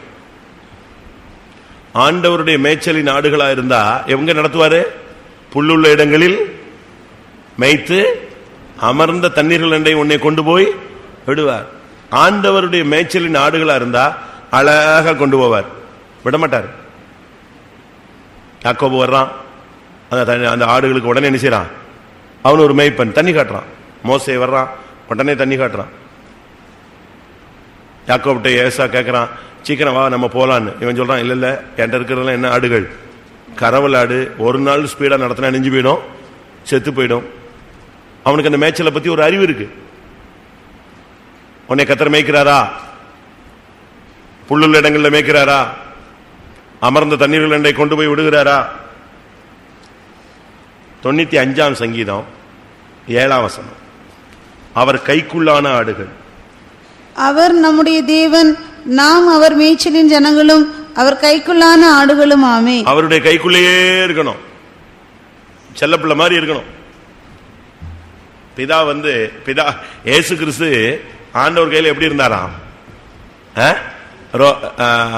நீதிமொழிகள் 8:30. நான் அவர் அருகே செல்ல பிள்ளையா இருந்தேன். பிதாவுக்கு இயேசு கிறிஸ்து எப்படி இருந்தாரு? செல்ல பிள்ளையா இருந்தார். அப்படின்னு என்ன அர்த்தம்? கைக்குள்ளேயே வச்சிருக்கிறது. சில பிள்ளைங்களை படிக்கிறதுக்கு திடீர்னு மெட்ராஸ் அனுப்புவாங்க, ஃபாரின் அனுப்புவாங்க வேலைக்காக. அந்த அம்மாமார் சொல்லுவாங்க, என் கைக்குள்ளேயே வச்சிருந்தேன், இப்ப எங்க அனுப்ப வேண்டியிருக்கு. அதே மாதிரி ஆண்டவருக்கு கைக்குள்ள ஆடுகள் இருக்கு, கைக்குள்ளான ஆடுகள் அவர் கைக்குள்ளேயே வச்சிருப்பார் எப்பவும். அப்படி ஒரு ஆண்டவரோடு ஒரு நெருங்கிய தொடர்பு, அன்பு, பாசம், பிணைப்பு உள்ள ஒரு வாழ்க்கை இருக்கு, கர்த்தருக்குள்ளான ஒரு வாழ்க்கை. 80ஆம் சங்கீதம் 1ஆம் வசனம். இஸ்ரவேலின் மேய்ப்பரே, யோசேப்பை ஆட்டு மந்தையை போல் நடத்துகிறவரே. யோசேப்பை எப்படி நடத்தினார் அவரு? யோசேப்பை ஆட்டு மந்தையை போல நடத்துகிறவரே. கர்த்தர் உன்னை நடத்தணும். எவர்கள் தேவனுடைய ஆவினால் நடத்தப்படுகிறார், எவர்கள் ஆவினால் நடத்தப்படுகிறார்களோ அவர்கள் தேவனுடைய புத்திரர். கர்த்தர் உன்னை நடத்துறாரா? அழகா லீட் பண்ணுவார். போ போ, வேண்டாம், வலது பக்கம் சாயாத, இடது பக்கம் சாயாத, இதுதான் என்னது வழி. ஆண்டவர் யோசேப்பை அழகா நடத்தினார். ஐயா குழிக்குள்ள போடுறான், இதுதான் வழி. ஐயா விக்கிறான், அப்பா விக்கிறான், இதுதான் வழி. ஐயோ என்னை சிறைச்சாலையில போட்டாங்க, இதுதான் வழி. என்னை இப்ப ராஜா கூப்பிடுறான், இதுதான் சிங்காசனத்தினுடைய வழி. அழகா நடத்திட்டு போனார். யோசேப்பை எப்படி நடத்தினாரு? ஆட்டு மந்தையை நடத்துகிறது போல நடத்தினார். கடைசியாக லேவியராகமம் 27:32. லேவியராகமம் 27:32. கோலின் கீழ்ப்பட்ட ஆடு மாடுகளிலே 10ல் ஒரு பங்காகிறது எல்லாம் கர்த்தருக்கு பரிசுத்தமானது. ஒரு கூட்டம் ஆடுகள் கர்த்தருக்கு பரிசுத்தமாய் மாற்றப்பட்டது. இந்த சபையில ஒரு கூட்டம் ஜனங்கள் கர்த்தருக்கு பரிசுத்தமாய் மாறுவார்கள். கோலின் கீழ்ப்பட்ட ஆடுகளிலே 10ல் ஒரு பங்காகிறதெல்லாம் கர்த்தருக்கு பரிசுத்தமானது. கோலுங்கிறது பிரமாணம், உபதேசம். அவர் கோலும் தடியும் என்னை தேற்றும்.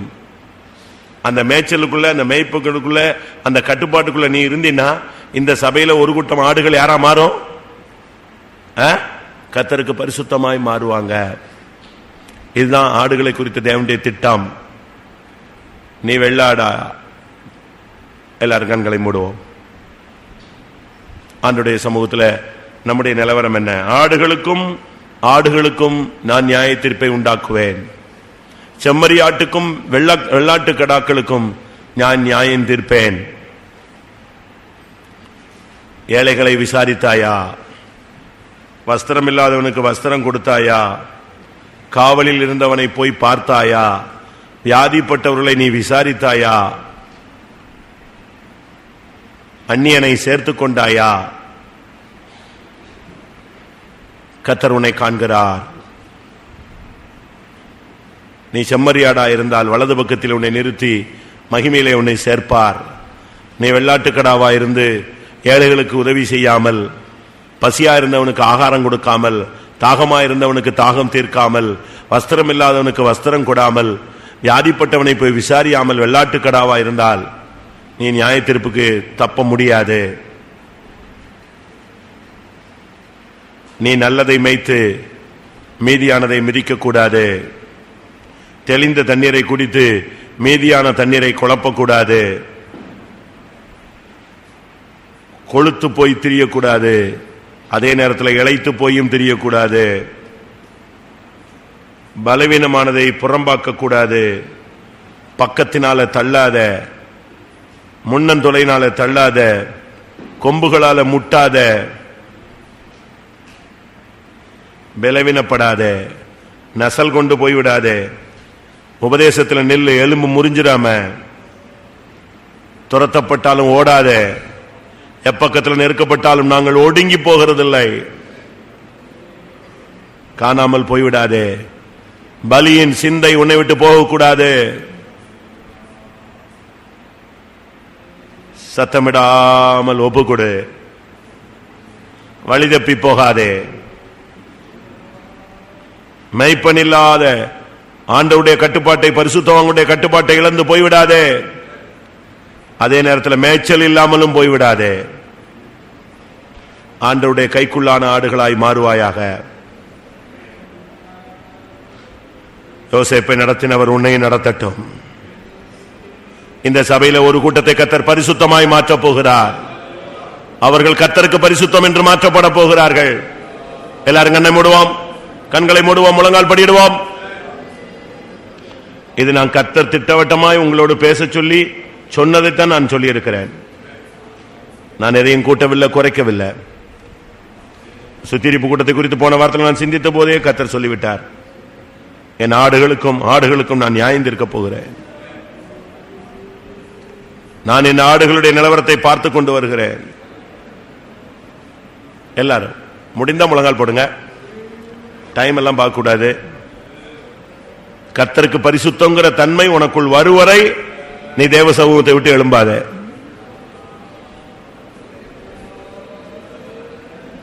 ஆண்டவரே, ஏழைகளை விசாரிக்கல, வியாதிப்பட்டவனை பார்க்கல, தாகத்துக்கு தண்ணீர் கொடுக்கல, நான் தப்பு பண்ணிட்டேன், ஆண்டவரே என்ன மன்னியும். ஆமென். நன்மை செய்ய அறிந்திருந்த நன்மை செய்யாவிட்டால் அது உனக்கு பாவம். உன் சத்துரு பசியா இருந்தால் ஆகாரம் கொடு.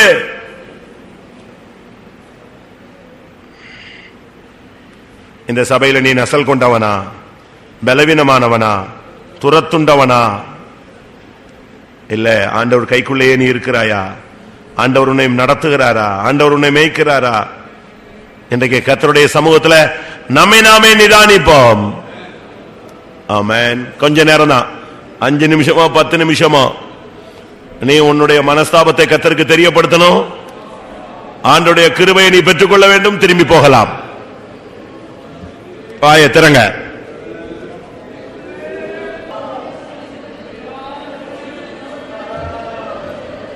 ஆமென்.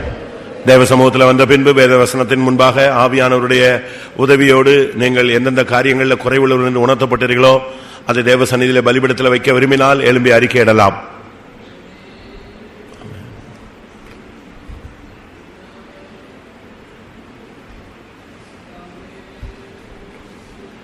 நம்முடைய வெள்ளாட்டு தன்மையை, முட்டும் தன்மையை, தள்ளுகிற தன்மையை, நசல் கொண்ட தன்மையை, வழிதப்பி போகும் தன்மையை, மெய்ப்பனில்லா தன்மையை பலிபீடத்தில் வைப்போம்.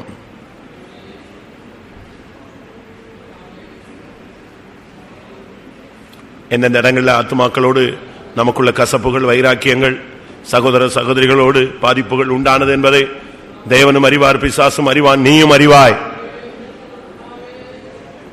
சொல்லுங்க, வாயை திறந்து சத்தமா சொல்லுங்க. ஏசப்பா, என்னுடைய வார்த்தை, என்னுடைய செயல்களில் ஒருத்தர் இடறி போனாலும் தப்புதான் சுவாமி, மன்னிச்சிருங்க. ஆமென். ஜனங்களோடு இடைப்பட்ட விதங்கள்ல ஏதாவது தவறு இருந்தா மன்னிச்சிருங்க.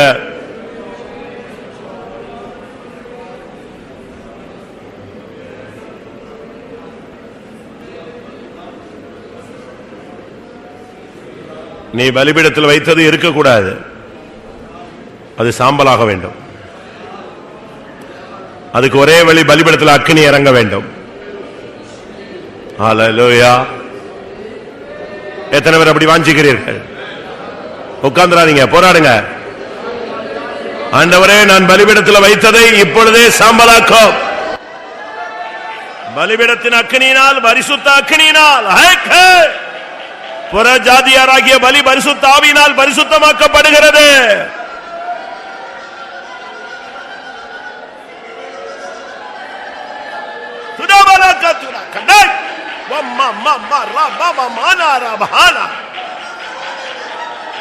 சோத்ராம் சோத்ராம் சோத்ராம்.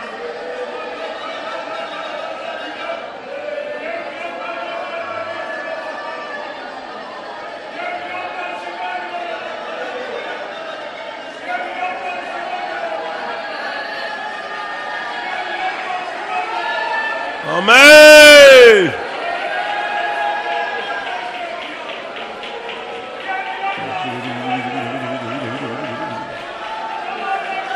ஹல்லேலூயா ஹல்லேலூயா ஹல்லேலூயா.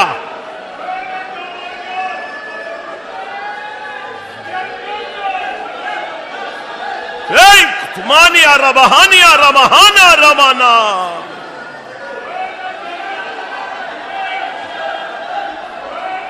ஹல்லேலூயா ஹல்லேலூயா ஹல்லேலூயா ஹல்லேலூயா. ஓ ரபகது ரபகது ரபகது ரபகது ரபானியா.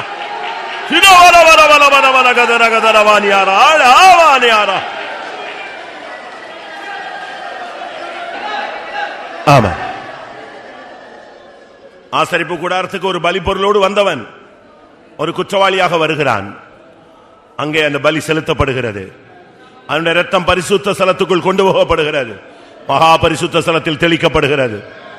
திரும்பி போகும் பொழுது பாவம் மன்னிக்கப்பட்டவனாய் திரும்பி போகிறான். இந்த கூட்டத்துக்கு நீ வரும் பொழுது வேதனையோடு வந்தாய், உன்னுடைய பாவத்தை நீ அறிக்கையிட்டாய். இதோ கர்த்தர் உன்னை விடுவித்திருக்கிறார். ஓ, அவருடைய ரத்தம் உன்னை மீட்டெடுத்திருக்கிறது.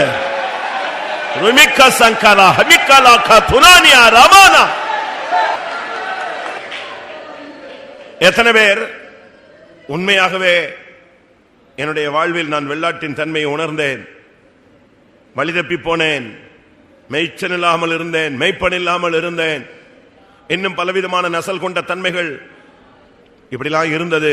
இதெல்லாம் நான் கர்த்தருடைய சன்னிதானத்தில் வச்சிட்டேன். இனிமேல் நான் அவர் கைக்குள்ளான ஆடா இருப்பேன். யோசேப்பை நடத்துகிறவர் என்னை நடத்த வேண்டும். எத்தனை பேர் ஒப்பு கொடுத்திருக்கிறீர்கள் பிரியமானவர்களே? ஆமென். கர்த்தர் உங்கள் பாவங்களை மன்னித்திருக்கிறார். ஹல்லேலூயா. ஆமென். ஒருத்தன் வந்து கேட்கிறான், ஆண்டவரே என்கிட்ட வந்து ஒருத்தன் மன்னிப்பு கேட்டா நான் என்ன பண்றது அப்படின்னு.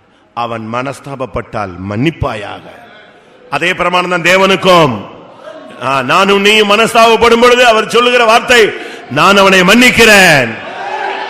எத்தனை பேர் மனஸ்தாபத்தோடு மன்னிப்பு கேட்டீங்க? ஹல்லேலூயா. உன்னுடைய மனஸ்தாபத்தை கண்டு அவர் மன்னிக்கிறார். ஹல்லேலூயா.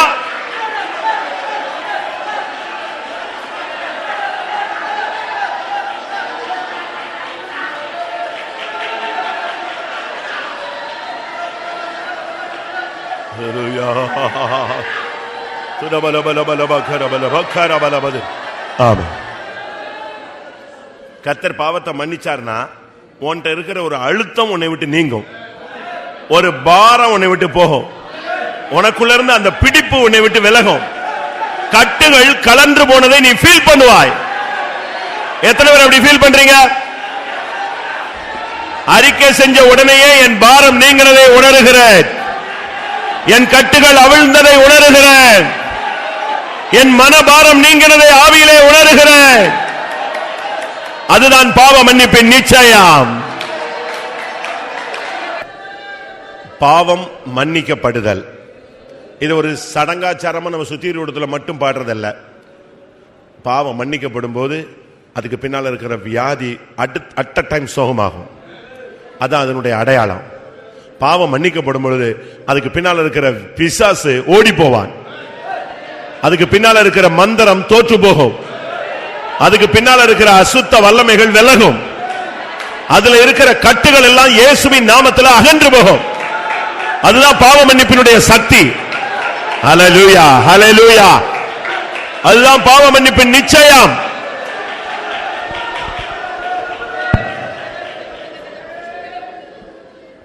உங்கள அநேகருக்கு அதை அந்த எக்ஸ்பீரியன்ஸ் ஃபீல் பண்ண தெரியல. உங்களுக்கு நீங்க நினைக்கிறீங்க இந்த 2 கூட்டம் இருக்கு, நம்ம இப்ப சம்பளம் போட்டு அப்படியே உட்கார்ந்துட்டு எந்திரிச்சு போயிடலாம், என்ன பண்றது, நம்முடைய வாழ்க்கை எப்படி இருக்கு? உன்னுடைய வாழ்க்கை இப்படி இருக்கிறதுக்கு காரணமே உனக்குள்ள இருக்கிற பாவ போராட்டங்களும், உன்னுடைய அசதிகளும், உன்னுடைய நிர்விசாரங்களும், உன்னுடைய தெய்வீகமற்ற தன்மைகளும் தான்ங்கிறத உனக்கு கர்த்தர் எத்தனையோ ட்ரிப் சொல்லிட்டாரு. இன்னைக்கு கர்த்தர் உன்னை நேசிக்கிறார். என் பாவத்தை இயேசு மன்னிச்சார்னு சொல்லு, பிசாசு ஓடட்டும். நீயே சொல்லு, விசுவாசத்தோடு சொல்லு, அந்த கட்டு அவிழட்டும். நான் ஏசப்பாவுடைய பிள்ளை, நான் ஆண்டவருடைய பிள்ளை, ஆண்டவர் என்னை மன்னித்திருக்கிறார், நீ என்ன பிசாசன் சொல்லு, போராடு. ஆமென். தேவன் தெரிந்து கொண்டவன் மேல் குற்றம் சாட்டுகிறவன் யார்? ஹல்லேலூயா. தேவன் தெரிந்து கொண்டவன் மேல் குற்றம் சாட்டுகிற வல்லமை எது?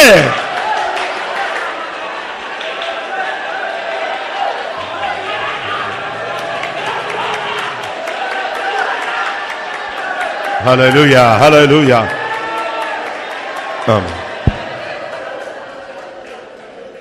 யாக்கோபு அவாந்தர வெளியிலே புறப்பட்டு போன உடனே அவன் கதை முடிஞ்சதுன்னா எல்லாரும் நினைச்சாங்க. அவங்க அம்மா அப்பா கூட அவனை அப்படியே விட்டுட்டாங்க. அண்ணன் இனிமே இவன் வரவே மாட்டான்னு நினைச்சான். சொந்தங்கள் பந்தங்கள் எல்லாம் அந்த ஊர்ல நினைச்சது இனி இவனோட கதை முடிஞ்சதுன்னு. ஆனா கர்த்தர் அவனை வல்லமையோடு திருப்பி கொண்டு வந்தார். உன்னுடைய வாழ்க்கையில் நடந்த பல சோகங்கள், பல பிரச்சனைகள், பிசாசு உன் கதை இதோட முடிஞ்சதுன்னு சொல்றான். ஆனா உனக்குள்ள கர்த்தர் ஒரு அற்புதத்தை நிகழ்த்தி கொண்டிருக்கிறார். ஹல்லேலூயா. உனக்குள்ள கர்த்தர் பெரிய காரியங்களை செய்து கொண்டிருக்கிறார்.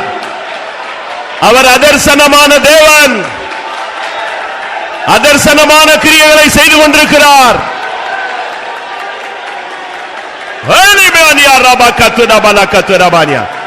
தைரியமாயிரு, பலங்கொண்டு திடமனதாயிரு. ஒருவன் உனக்கு முன்பாக எதிர்த்து நிற்பதில்லை.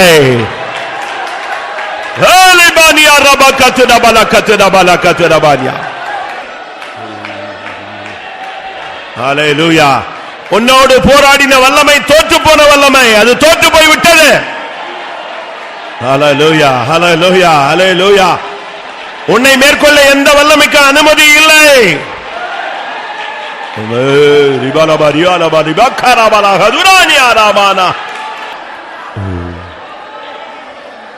ஆமா, கர்த்தருடைய சமூகத்துக்காக ஸ்தோத்திரம் பண்ணுவோம். இந்த 4வது கூட்டத்தை கர்த்தர் பொறுப்படுத்தபடினால ஸ்தோத்திரம் பண்ணுவோம். இன்னும் ஜனங்களை கொண்டு வந்து சுத்திகரித்து பரிசுத்தமாக்க முடியாது ஸ்தோத்திரம் பண்ணுவோம். மீதியான கூட்டங்களை தெய்வம் பொறுப்படுத்த முடியாது ஸ்தோத்திரம் பண்ணுவோம். அவருக்கு ஒப்பாய் நம்மை மாற்ற முடியாது ஸ்தோத்திரம் பண்ணுவோம். பரிசுத்தமுள்ள நல்ல ஆண்டவரே, இந்த ஆசீர்வதிக்கப்பட்டதான இரவு வேளைக்காக நன்றி செலுத்துகிறோம். இன்றைக்கு உம்முடைய சபையாய் உம்முடைய சன்னிதானத்தில் வந்து எங்களை உம்முடைய வசனத்தினாலும் உம்முடைய ஆவியினாலும் உம்முடைய இரத்தத்தினாலும் உம்முடைய ஜெப ஆண்டவரே வசன வார்த்தைகளின் நிமித்தம் எங்களை சுத்திகரித்துக் கொள்ள, பரிசுத்தமாக்கிக் கொள்ள ஒரு வாய்ப்பை நீர் எங்களுக்கு தந்தபடினால் உமக்கு நன்றி செலுத்துகிறோம். இன்னும் ஒரு பரிசுத்தத்தை, சுத்தாங்கத்துக்கு, பரிசுத்த ஸ்தலத்துக்கு ஏற்ற ஒரு சுத்தாங்கத்தை ஜனங்களுக்குள்ள, ஊழியர்களுக்குள்ள, சபைக்குள்ள நீர் கட்டளிடும்படியாக ஜெபிக்கிறோம். வராத ஜனங்களை இன்னும் கொண்டு வாரும். மீதியாவுள்ள 2 கூட்டங்களை நீர் எழுந்தள்ளி பரிசுத்தமாக்கி ஜனத்தை உம்முடைய நாளுக்கென்று தகுதிப்படுத்தும். இயேசுவின் நாமத்தில் வேண்டிக் கொள்கிறோம் பிதாவே. என் ஆத்துமாவே கர்த்தரை ஸ்தோத்திரி, என் முழு உள்ளமுடைய பரிசுத்த நாமத்தை ஸ்தோத்திரி. என் ஆத்துமாவே கர்த்தரை ஸ்தோத்திரி, அவர் செய்த சகல உபகாரங்களை மறவாது. ஆமென். அல்லேலூயா. ஸ்தோத்திரம்.